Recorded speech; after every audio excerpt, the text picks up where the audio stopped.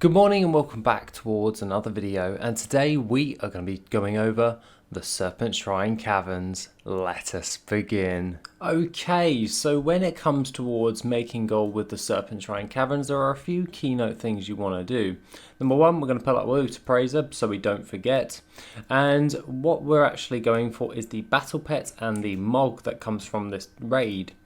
Now what you're going to be wanting to do is make your way around in a circular shape fashion, starting at the first boss and culminating in the last boss of Lady Vash. One thing to bear in mind is that these underbog colossuses can actually be used herbalism on, which actually provides you with motes of light and also some of the TBC based materials. This is just a nice little uptick that you gain alongside this, but realistically we're going for Hydros the Unstable first of all, because he has a battle pet called the Tainted Waveling.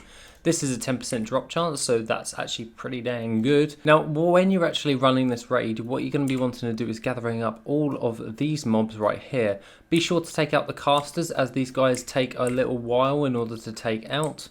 And as you're running alongside this, make sure that you actually pull the casters first, so then you can take those out and they'll run towards you before they start channeling. Otherwise, you're going to have to spend a decent amount of time actually just gathering them up, and it does add up the amount of ones that you actually take out. However, once we actually get to this part of the actual bridge, we're going to want to veer left and then just run around left ways. This is because we want to actually get a hold of another battle pet, and this one actually comes from Mogrim Tidewalker. He is located right here on the actual map, and what you're going to be wanting to do is just take him out. Be prepared that if you take out the murlocs that are surrounding him, they actually can contain some of the old world TBC transmog items, which you can also sell on the auction house. Now we're looking for the world drop recipes when we're actually farming up this raid, so this is like the fell steel recipes to actually go alongside this, as well as the TBC mog that you actually get from this raid.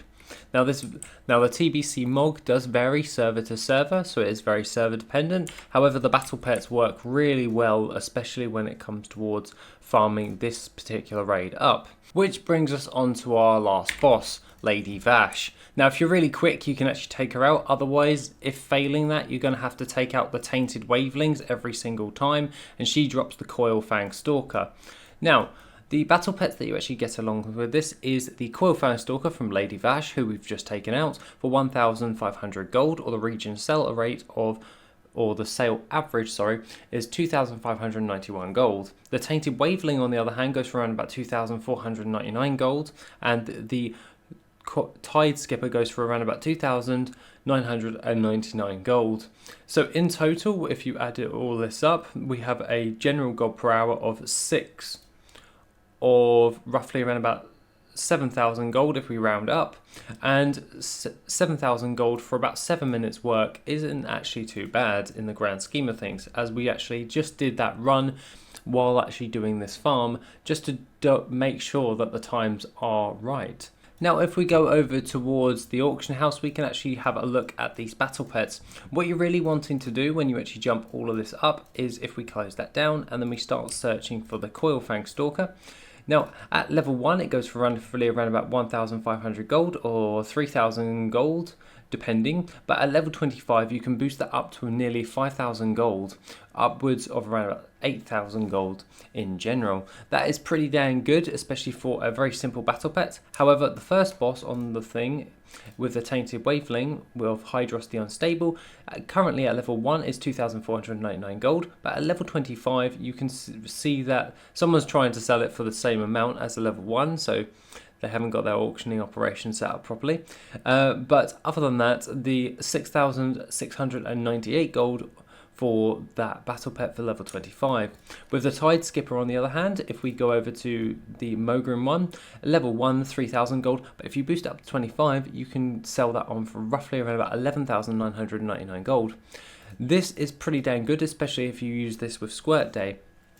That means that you can increase your gold much easier with all of that, especially if you just hold on to those battle pets. If you're farming this every single week for 7 minutes, then boost that up to level 25, and then you can sell that on the auction house for a decent chunk of gold overall.